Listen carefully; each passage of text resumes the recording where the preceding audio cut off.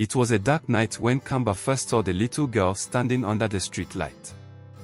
She was alone, wearing a torn dress, and her face was dirty. Her eyes were big, and she looked scared. Kamba didn't know it yet, but that little girl was his own daughter. He didn't know she had been watching him, waiting for someone who might help her. This city was full of dangers, and for a child to be out alone at night, it wasn't safe.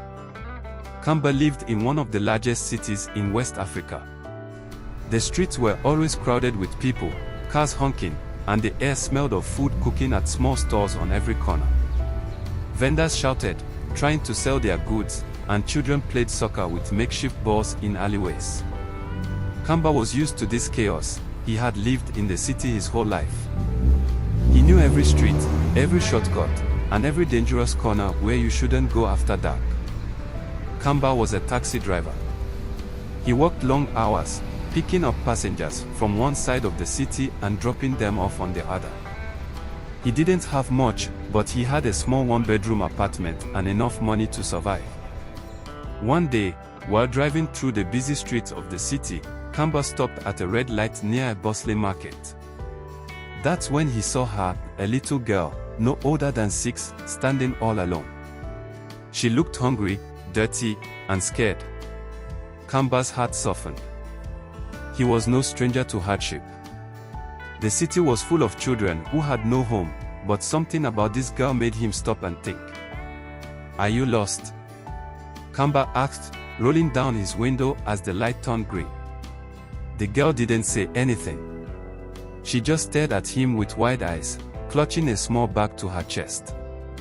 Kamba felt a strange pull, like something deep inside him was telling him he couldn't just drive away and leave her there. He glanced in his rearview mirror, the cars behind him already honking for him to move, but he ignored them. "Do you want some food?" he asked, pointing to a small shop across the street. The girl nodded slowly, still saying nothing. Her eyes followed his every movement, cautious but hopeful. Kamba parked his taxi on the side of the road and walked with the girl to the shop. He bought her some bread and juice. She ate quickly, as though she hadn't eaten in days. When she finished, she finally spoke in a soft, tired voice. "I don't have anywhere to go," she whispered, her voice trembling. Kamba's brow furrowed.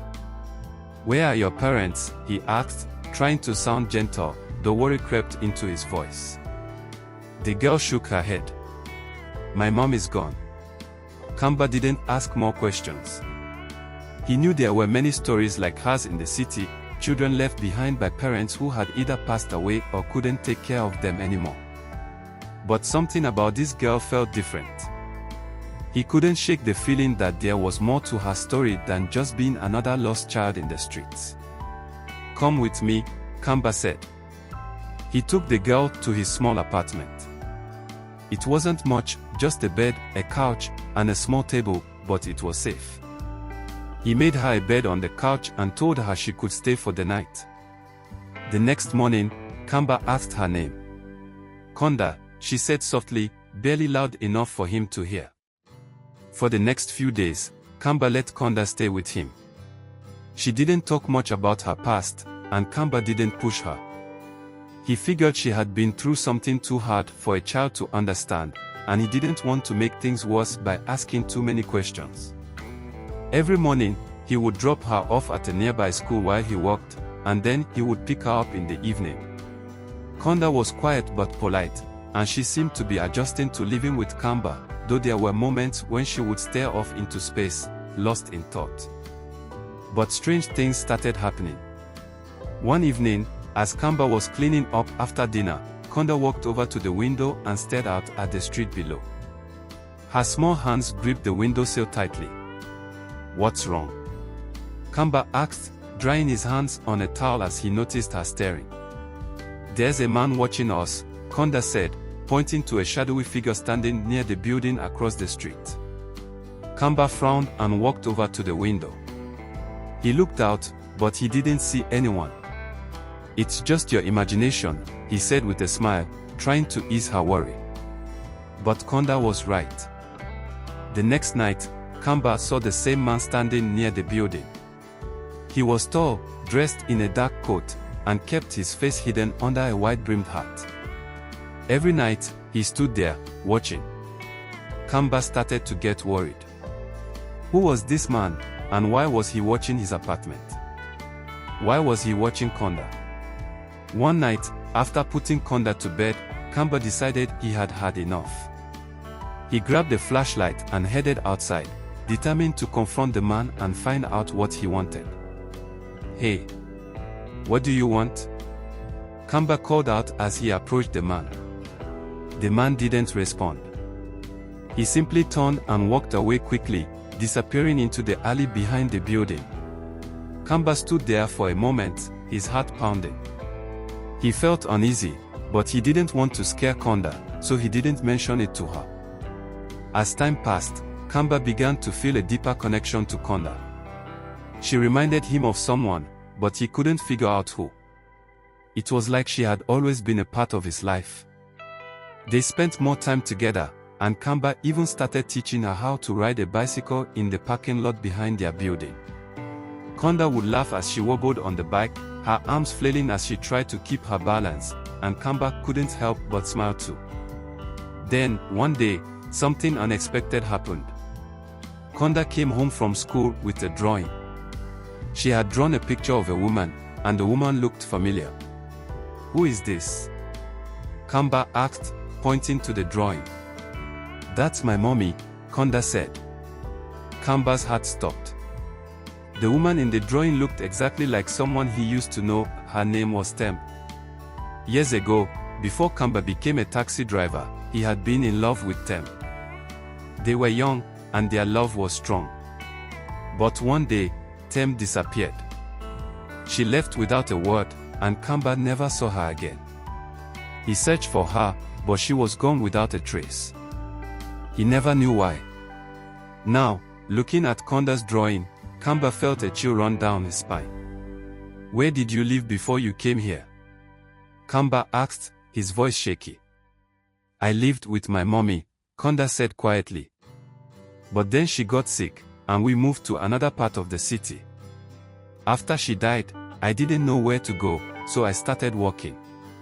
Kamba's mind was racing. Could it be? Could Konda be his daughter? He had never known Tem was pregnant, but it made sense. The timing, the way Konda looked at him, the strange connection he felt to her. It all pointed to one thing: he was her father. Kamba's hands shook as he tried to calm himself. He had to know for sure.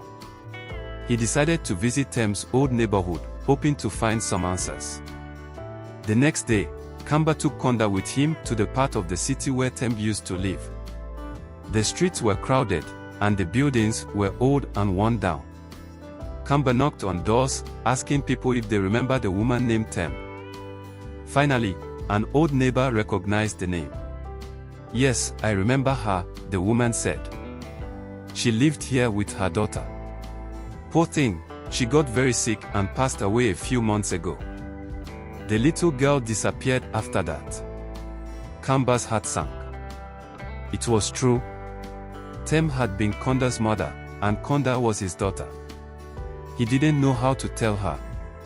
Konda had already lost her mother, and now Kamba had to explain that he was the father she never knew.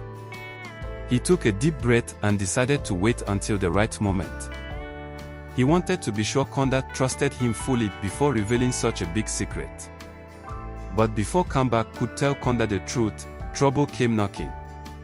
One evening, as they were having dinner, there was a loud knock on the door.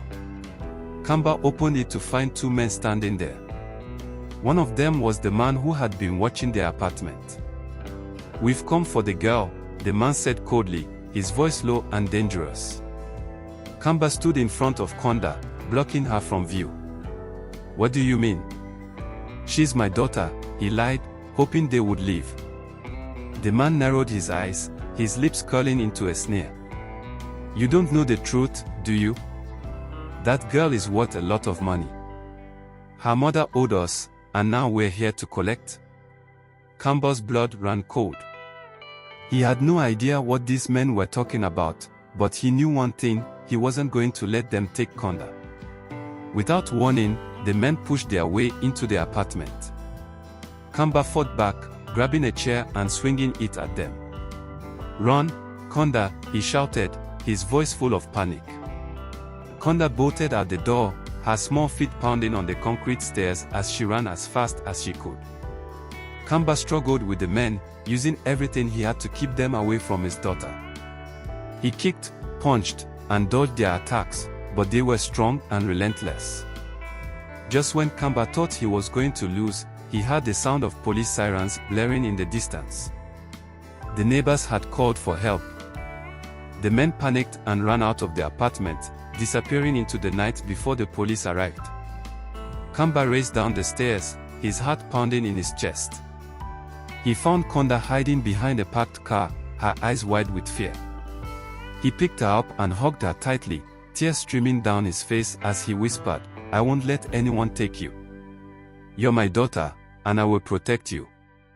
That night, after the police had left and the apartment had grown quiet again, Kamba finally sat down with Konda and told her the truth. He told her about her mother, Tem, and how he had loved her. He explained that he hadn't known she was pregnant and that if he had known, he would have never let them go. He told her that now that he knew she was his daughter, he would never let anyone take her away again. Konda cried as she listened to Kamba's story, but they weren't tears of sadness. They were tears of relief.